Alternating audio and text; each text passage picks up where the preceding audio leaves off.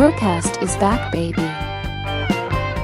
Clearly trying to find a new replacement of the iPhone before iPhone becomes obsolete. Like the way I see it, we're going to this future where we're all gonna be living this Ready Player One reality, you know, and how this UX will look like then? So I don't think we're gonna get to a point where everybody is in a VR headset or All right, augmented okay. reality headset, at least anytime soon, simply because of the cost of entry to the technology. Mhm. When you buy a VR headset that costs as much as a recent smartphone, and all you can do on it is play games, and you're isolated from your family, your friends, your environment. If you're not there to play games, I don't think most people would like just wear a VR headset 24/7 for like what? Doing work in Excel? And the cost of entry is just high. It's really high for everything that's VR. I haven't looked at the price of the new Apple AR headset. I don't know if they've 3,000 announced it. 3,500 euros. Yeah, Dollars, sorry. so like $3,000. Who's gonna buy that? No one's gonna. I mean, the enthusiasts, right? The ones who want to play with this new toy right away. But the same way that the VR, the new Apple Vision Pro thing is expensive now, the initial plasma TVs, they were also very expensive. Technology is Yeah, always very expensive at the beginning, but then it yeah, evolves and gets cheaper, into the masses. You know. yeah. Eventually, after a while, but it needs to have some adoption first and clear advantages that the people want to use them for. The advantage with plasma TVs was they were significantly thinner than a cathode tube TV, which were like this big, extremely heavy, and the picture quality was much better. What are the advantages of working in VR? Because that's one of the questions you have to ask. It's cool as fuck. Number one. Number two, none. Literally, there's no other advantage. I mean, besides being cool. And when you look at VR games have a specific proposition that's really nice, but they also have a specific disadvantage that regular games don't have, which is you need to be physically active to be playing a VR game. No matter what game you're playing, you have a limit, and that's your stamina. And because you're moving around in any, unless it's like an absolutely static VR game that you could be playing with a controller in your seat, you're gonna get tired a lot faster than if you were just sitting in your seat playing with a controller. So you have a pure raw physical limit of if you have to like move your arms to hit stuff. Like when you see people playing Beat Saber, they're actually getting a workout. Like they're fully doing sports. And even the smaller stuff where it's just you're walking around and pushing stuff, it's like you're moving your arms a lot more than you do on a regular basis, even in your daily life. So that's physically tiring. And then you also get the question of you have screens that are like 5 centimeters away from your eyes. How do your eyes handle that? I know that my eyes get tired real fast when I wore a VR headset. Not to mention, most of the VR headsets I tried couldn't wear them with my glasses, which means I didn't see a lot of what was happening in the game. So when you take into consideration all of that, I think there is a space for VR game, and I think there's a space for VR applications, especially stuff like sculpting in VR or making art in VR. And I think there's a few more applications that I can think of that would be enhanced or made easier by having an environment that you interact in. I do think that as long as VR is such a fully socially isolating experience and expensive and physical limited by your physicality, we're gonna have a hard time getting a wide adoption of VR. Now, when we get to the future where you can plug in a cable to the back of your head and then get in VR, now we're talking. But that I think that's like a long way away. That's worse, Vivian. If you're plugging someone into your crane, that's worse, isn't it? Would you? So what you're telling me is that you rather have this fucking matrix injection into your brain, rather than just some VR goggles? Yeah. Why? It's so. If we're talking about the VR where the Matrix VR where it feels like reality, but you can be something completely different than what you are in reality. Imagine you could fly.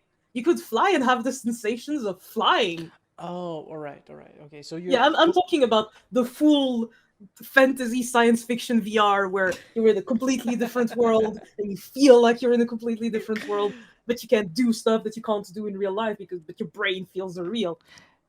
That would be really cool. For now, the VR games that we have are fun, they're nice. There's a lot of really cool experiences, but it's just if you look at the rate of adoption of VR, there's still most people who haven't touched VR. Like because of they've the seen it. because of the price and the lack of applications, but that's Yeah, something it's getting but better over time. Like in 5 years from now, the prices will be would drop dramatically and the applications will increase. And in 10 years that's the from thing. now, you're going to have like glasses as thin as the ones you're using right now. The thing I'm thinking is there's a lot of things that would not benefit necessarily from being in VR. There's a lot of games that I play that it wouldn't give me anything to be playing them in VR. I don't want to be playing Devil May Cry with like a first person camera pretending to be Dante and actually swinging a sword with my own arms. I don't want that as an experience. And there's a lot of things that are going to stay out of VR simply because it's not the experience that you want to have. Yeah, but I think there's two types of experiences. When you have VR, you can have all types of experience. The first one would be like you're describing. You have this first person view and you are immersed in the game, like you are the character. But another type of interaction would be you just put your VR goggles and you have a screen, a virtual screen, and you play like you play nowadays. You have a controller or a mouse and a keyboard, and you're just looking at this virtual screen. But why would you do that rather than have an actual screen? Because then you can have it at any size and you can take it anywhere. You can take it in the airplane and have a 50-inch screen in the airplane. Nah. Honestly, there's the part of me that's like, I personally, I don't care that much about having a huge ass screen. I like my last TV was this big, and I was playing God of War on it. All right. I see it. But now I don't understand it. Why would you prefer the Matrix plug? Because the way I see it, the Matrix plug is way more dangerous because you are completely immersed in this other universe. You lost track of time, and you lose track of space, and you can spend 2 days in there and don't even noticing because it's a completely new world. Isn't that more dangerous than just having like some goggles? It is, but also I get to pretend that I get to fly. I don't get to pretend that I fly. I get to fly. So it's worth. Okay, so fly. It's worth it. I Okay. get to fly. I get to have. If we're talking about the fantasy version of VR where you plug yourself in and they do things that your brain believe is real, you can do anything in there and be anything you want to be. That sounds so much cooler than you're playing a video game and you're swinging stuff, and then when you physically get tired, you have to stop playing because my arms are hurting. And how much do you think they would charge a subscription for it? So much. And then It's fine. And then you don't pay the subscription, they just turn off your brain, and you're dead. It's fine. It's fine. At the point where we get to that future anyway, I will be dead by then. Do you think so? No, I think it will happen in our lifetime. No. Vivian. No? No. There is at the moment no like virtual reality goggles will probably get better and thinner and everything, and eventually to the point where you can have like maybe just basically a headset that's this big and you can just go whoop and you're in virtual reality. Let's go. Virtual reality where you can plug in a cable inside your brain and it shows you in a completely different world. I don't think we know enough about how the brains work to be able to do that today. Yeah, but going back to the initial question, how this whole revolution would affect your UX work? It would just change the thing, the contents of it, but not the methodology, because the process of just uh, uh, seeing what's the actual situation and how do the users interact with the technology would still remain the same. It's just the actual conclusion and actual content would be changing. But again, I don't think we're going to do that much in VR and in AR. I've worked on several games at several companies in my small career, even though it was in the middle of the big VR, Oculus Rift, HTC Vive, uh, like boom, and I never worked on a VR or AR game at all. I mean, I worked on a VR game when I was in university because we specifically decided that we wanted to do a VR game.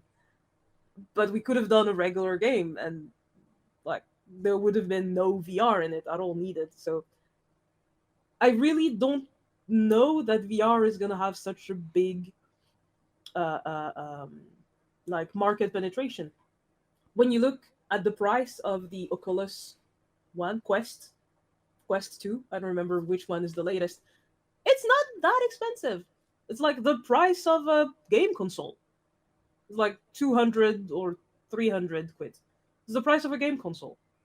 You would think that it would have as much people buying it as you have people buying PlayStations. You truly don't. And I think it's just because of the, again, physical limitations of you are fully isolated in your space. You don't have the ability to share that experience with anybody. Because watching a stream of the VR screen, even with when you see the actions that the player are doing, is not the same as actually wearing the VR headset and like doing the stuff that you do with it. And that means you're fully isolated. You can't share your experience with your friends, your family. You can't really stream it. You and at the moment we still have very few game experiences and interesting experiences that are in VR. Like the metaverse as it is now is kind of a joke. It's a joke. It's a joke. Yeah. It's like you can get to meetings in VR. I would rather do that on Teams. Thank you. I would rather do that on Skype. Thank you. Yeah, the whole metaverse thing, it's a whole joke. I think I told someone before in another podcast, but I'll repeat it. Did you see this I think it's a demo. It's a demo stage. Something I don't know. It's a demo level or something like that, where they have a stand-up comedy, a virtual stand-up comedy bar, something like that. And you can go there with your virtual buddies, everyone wearing their headsets, and it's like a bar, like a real bar. They have the tables, they have the stage, and you can decide with your buddies who's gonna go on the stage and tell the joke. So I don't know. You go there with your buddy. One of you go into the stage, you tell a joke, and all of others they sit on the tables and they hear it, and if they like it, they can applaud it. But in order to applaud it, you need to buy one metaverse. I'm not joking. One metaverse coin, which is $1. So in order to applaud and to react and to do all kind of reactions in the metaverse, you need to pay one Zuck coin. It's insane. How dystopian is that? I think there's a space for like online spaces where you can meet up with your friends. That has existed since the internet has existed. Yeah. There's always been like online environments, whether it was started with 2D environments, then you had 3D stuff. There's people who get into World of Warcraft not to like play the game, but just to hang out with their friends. And that's fine. I think the problem is trying to make like it's a whole thing and not just another online platform where you can meet up with your friends. Yeah. And also trying to monetize the whole thing. Like, we're gonna sell land in our metaverse. That's ridiculous. That's so Is the stupid. space limited? Is there? But you can buy a piece of the metaverse that's right next to the piece of the metaverse that Nike has. Yeah, I Well, mean, you're not interested on that? Come on, that's amazing. I mean, sarcastic. That's trash. But I think there's like there are MMORPGs that have economies like that. Like from what I've heard, the the housing market in Final Fantasy 14 is really like because you have limited amount of space that people can go in and buy guild houses or their own houses where they can store stuff and decorate as they want. And I guess yes, that makes sense. But there's also the whole of Final Fantasy 14 behind that. They're like people aren't here for the houses; they're here for Final Fantasy and also the houses. And I don't think there's any metaverse proposition that has something and then also the you can buy a plot of land in the metaverse. They just have the you can buy a plot of land in the metaverse and you can meet up your friends. And I have to pay? Yeah. I mean, I could call them on Discord, and that's kind of the same.